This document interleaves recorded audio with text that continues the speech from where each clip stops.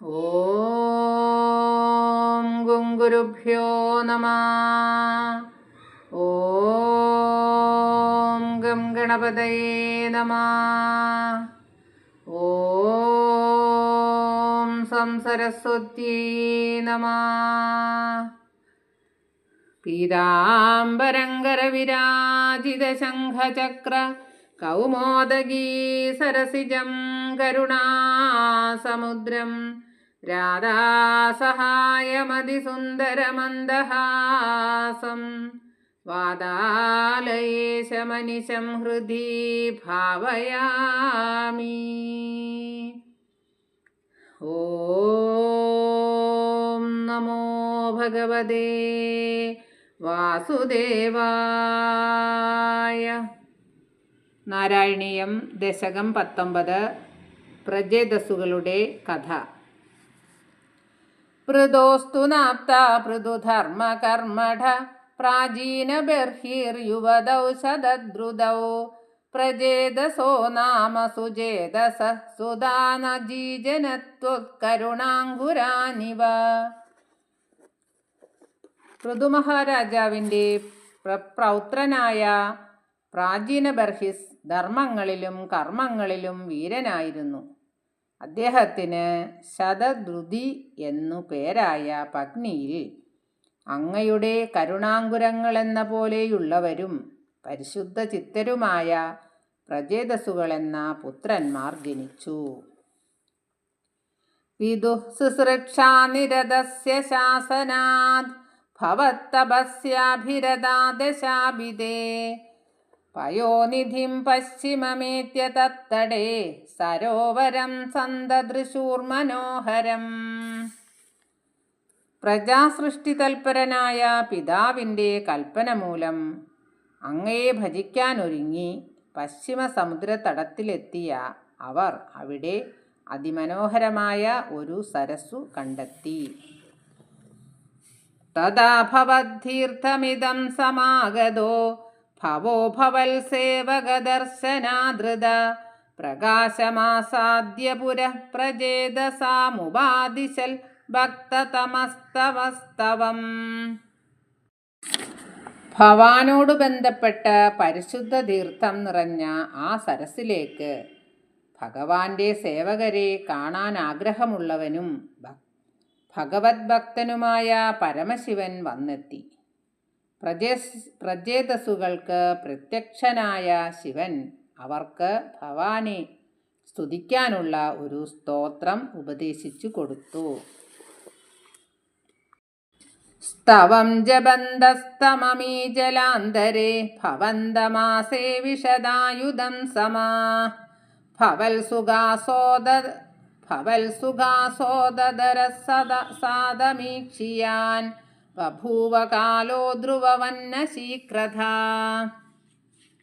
ആ തീർത്ഥാന്തർഭാഗത്തിരുന്നു പ്രജേതസ്സുകൾ ശിവൻ ഉപദേശിച്ച സ്തോത്രം ജപിച്ച് 10,000 വത്സരം അങ്ങയെ തപസ്സു ചെയ്തു.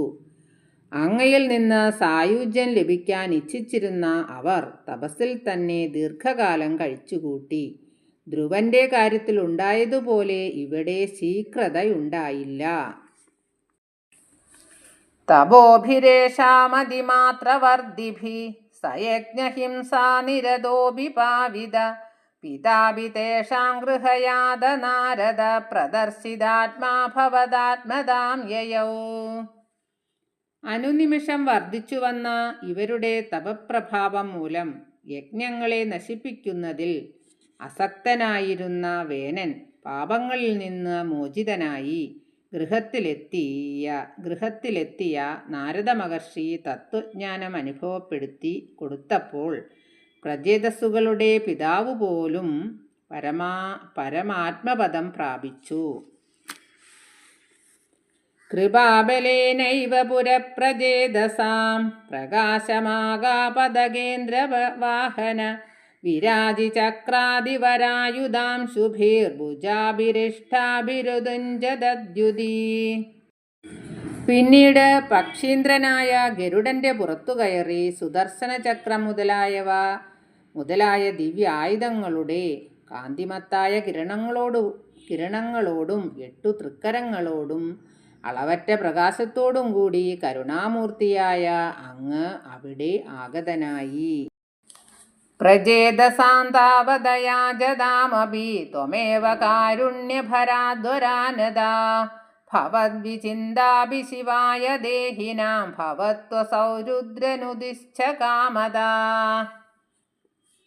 ഒന്നും ആവശ്യപ്പെടാത്ത പ്രചേതസ്സുകൾക്ക് കാരുണ്യസ്വരൂപനായ അങ്ങ് സ്വയം വരങ്ങൾ കൊടുത്തു. നിങ്ങളെപ്പറ്റി ചിന്തിക്കുന്നത് മനുഷ്യർക്ക് ശുഭകരമാകട്ടെ. നിങ്ങൾ ജപിക്കുന്നതും ശിവനാൽ ഉപദേശിക്കപ്പെട്ടതുമായ സ്തുതി സർവാഭിഷ്ടങ്ങളെയും നിറവേറ്റുന്നതാകട്ടെ എന്നതായിരുന്നു വരങ്ങൾ. അവാപ്യ കാന്താം തനയാമഹീരുഹാം തയാരമത്വം ദശലക്ഷവത്സരീം സുതോസ്തു ദക്ഷോ നനു തൽക്ഷണാച്ച മാം പ്രയാസ്യദേതി ന്യഗതോ മുദൈവതാൻ.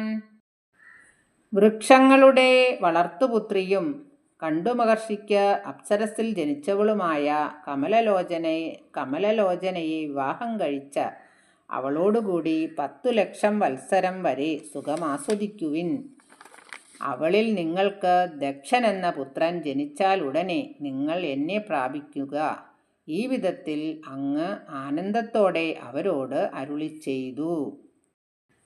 തതശ്ചതേ ഭൂതലരോദിനസ്തുരാൻ ക്രുധാദഹന്തോ ദ്രുഹിണേന വാരിദാ ദ്രുമൈശ്ച ദത്താന്തനയാമവാപ്യതാം ത്വദുക്തകാലം സുഖിനോഭിരേമിരേ. പിന്നീട് ഭൂമിയിൽ പ്രതിബന്ധങ്ങൾ സൃഷ്ടിച്ചുകൊണ്ടിരുന്ന വൃക്ഷങ്ങളെ പ്രചേതസ്സുകൾ കോപം മൂലം ദഹിപ്പിക്കുവാൻ തുടങ്ങിയപ്പോൾ ബ്രഹ്മാവ് അവരെ ആ കൃത്യത്തിൽ നിന്നും തടഞ്ഞു. അപ്പോൾ വൃക്ഷങ്ങൾ അവർക്ക് കമലലോചന എന്ന പുത്രിയെ കൊടുത്തു. അവർ അവളോടുകൂടി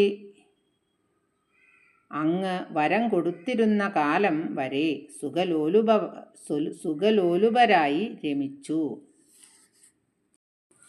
അവാപ്യ ദക്ഷം ച സുതം ഹൃദാദ്വരാ പ്രചേതസോ നാരദലബ്ധയാ ദിയാ അവാപുരാനന്ദപദം തഥാവിദസ്ത്വമീശവാദാലയനാഥ പാഹി മാം. കാലാന്തരത്തിൽ ദക്ഷൻ എന്ന പുത്രനെ ലഭിച്ച പ്രചേതസ്സുകൾ ധർമ്മങ്ങൾ അനുഷ്ഠിച്ച് നാരദമുനിയിൽ നിന്ന് സംസിദ്ധമായ ജ്ഞാനമാർഗത്തിലൂടെ പരമപദം പ്രാപിച്ചു. അല്ലയോ ഗുരുവായൂർ നിവാസിയായ ഭഗവാനെ, അപ്രകാരമുള്ള അങ്ങ് എന്നെ രക്ഷിക്കണേ. ഗുരുവായൂരപ്പാ രക്ഷിക്കണേ. ശ്രീഹരയേ നമഃ. സർവത്ര ഗോവിന്ദനാമ സങ്കീർത്തനം. ഗോവിന്ദ ഗോവിന്ദ. സർവത്ര ദേവീ നാമ സങ്കീർത്തനം. ശ്രീ ജഗദംബികായേ നമഃ.